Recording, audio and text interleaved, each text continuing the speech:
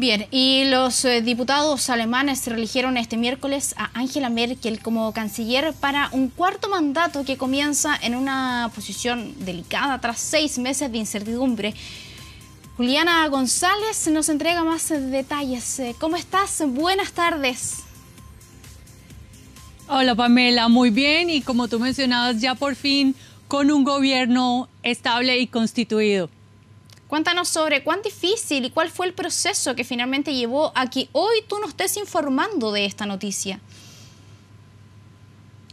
Bueno, como recordarás, las elecciones fueron el 24 de septiembre y de ahí la canciller Merkel debía empezar a generar unas conversaciones para sondear con cuál socio podría hacer gobierno. Y esto tiene un antecedente, y es que en Alemania las decisiones del Ejecutivo deben estar validadas y pasar por el Congreso, por el Parlamento alemán, y entonces por eso se requiere contar con mayorías parlamentarias. De ahí que sea la necesidad de crear coaliciones más grandes o más pequeñas, pero que siempre le aseguren cierta mayoría para que pueda gobernar. Lo intentó primero con el Partido Verde y los liberales, sin embargo, después de un mes fracasaron. Luego entró a negociar con su partner actual, con su matrimonio por conveniencia, como lo llaman muchos.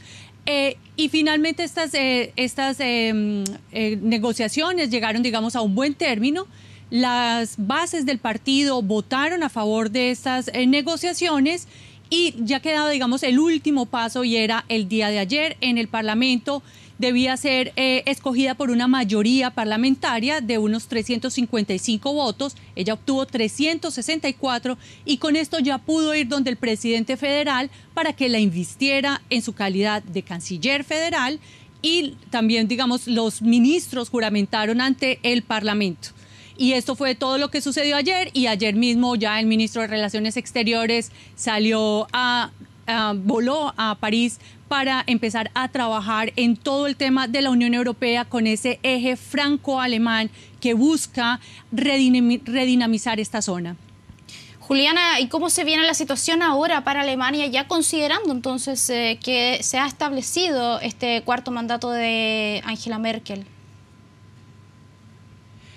Bueno, Pamela, digamos que el país goza de una estabilidad económica que es bastante importante, digamos, para cualquier mandatario, porque eso desdibuja un poco la protesta social. Sin embargo, hay unos temas, digamos, candentes. El primero es la presencia de este movimiento de ultraderecha con 92 escaños en el Parlamento, que se convierte en este momento en el mayor opositor del gobierno, que es el grupo del AfD. Y tienen un corte xenófobo y van muy en contra de las políticas de la canciller Merkel del tema de los refugiados. Es un reto para este gobierno lograr que todos aquellos votantes que escogieron este partido como tratando de levantar su voz de protesta vuelvan, ya sea al Partido Socialdemócrata o al Partido Cristiano Demócrata. Ese es uno de los grandes retos políticos que tiene la gran coalición. Hay otros retos que son sociales, y te comentaba que el país en este momento tiene una situación prácticamente de pleno empleo, y sin embargo la pobreza va creciendo, especialmente los niños de las familias que reciben subsidios son los más afectados por esta pobreza, y las mujeres pensionadas que reciben unas mesadas muy bajas comparadas, por ejemplo, con sus pares en la Unión Europea. Aquí hay dos frentes de trabajo, tanto reformas en el mercado laboral que busquen eliminar esa precarización, así como reformas en las políticas sociales que logren que las personas que reciben subsidios, o sea, la población más vulnerable, tenga mejores posibilidades.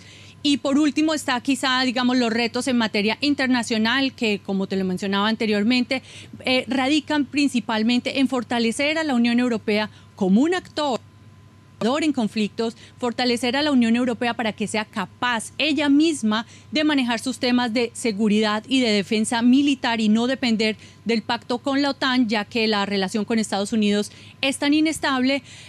Y por último está, por supuesto, buscar, la canciller ha sido muy enfática en esto, buscar con programas de desarrollo económico y social impactar las zonas donde vienen, digamos, la mayoría de los refugiados, es decir, actuar en zonas como Siria, como en Afganistán, como en Irak y en toda esa franja del Sahel que ha sido tan problemática en los últimos años.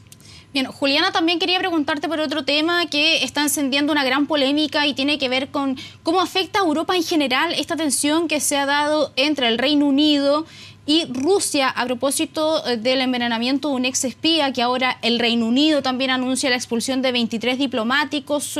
Ese tema también está generando bastante movimiento allí.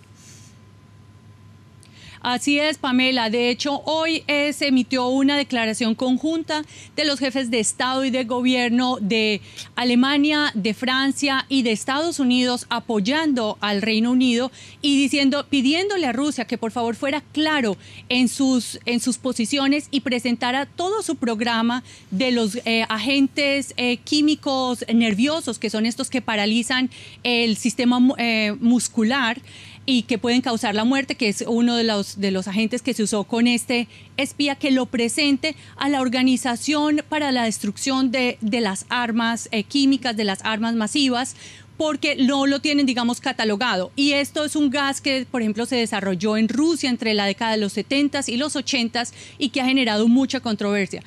Por eso, en esta carta, los jefes de Estado le piden a Rusia claridad, le piden que realmente pueda demostrar que no está detrás de esta amenaza y pues se muestran, digamos, bastante preocupados por tanto, digamos, la soberanía del Reino Unido, la seguridad de los habitantes de Europa en primera línea y quizá de Estados Unidos también, y por eso le piden a Rusia que sea claro y determine qué papel jugó en esta situación.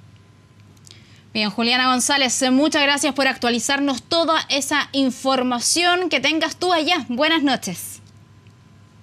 Muchas gracias, Pamela. Muy buena tarde para todos ustedes.